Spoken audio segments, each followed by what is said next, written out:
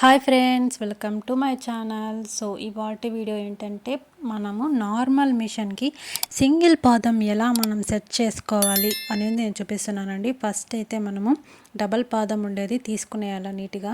So మనం ఇలా నీట్గా తీసేసినట్టయితే మనకి పాదం అనేది లూజ్ అయిపోయి వచ్చేస్తుందండి. సో డబల్ పాదంని తీసి పక్కన పెట్టుకోవాలండి. సో అదే చూపిస్తున్నాను కదండి సింగిల్ పాదము.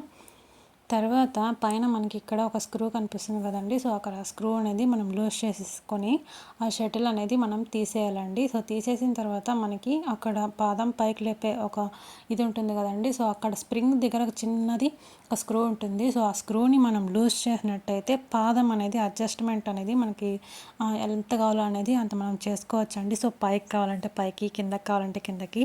సో మనం డబల్ పాదం సెట్టింగ్లోనే సింగిల్ పాదం సెట్ అయితే చేయలేమండి. సో ఇలా లూజ్ చేసుకొని మనం దాన్ని కింద పాదంని అయితే మనం సెట్ చేసేయాలండి. బాగా నీట్గా టైట్గా సెట్ చేసేసిన తర్వాత నీడిల్కి తగలకుండా పాదంని మనము ఎట్లా కావాలంటే అట్లా అడ్జస్ట్మెంట్ చేసుకోవాలండి. సో నీడిల్కి ఎక్కడికి వస్తుంది మనకు పైపింగ్ అనేది పర్ఫెక్ట్గా రావాలి అనుకుంటే నీడిల్ ఎక్కడ ఆగుతుంది అనేసి మనం చూసుకొనేసి నీట్గా స్క్రూ అనేది టైట్ చేసేయాలండి. పాదంని కిందకైతే దించకూడదు. ముందుగానే స్క్రూని టైట్ చేసిన తర్వాతనే మనము పాదం కిందకి దించి అడ్జస్ట్మెంట్ అంతా కరెక్ట్గా ఉందో లేదో చూసుకొనేసి మనం మళ్ళీ ఆ స్క్రూని అనేది టైట్ చేసేయాలండి. సో షటిల్ కూడా పెట్టి నేనైతే టైట్ చేసేసాను.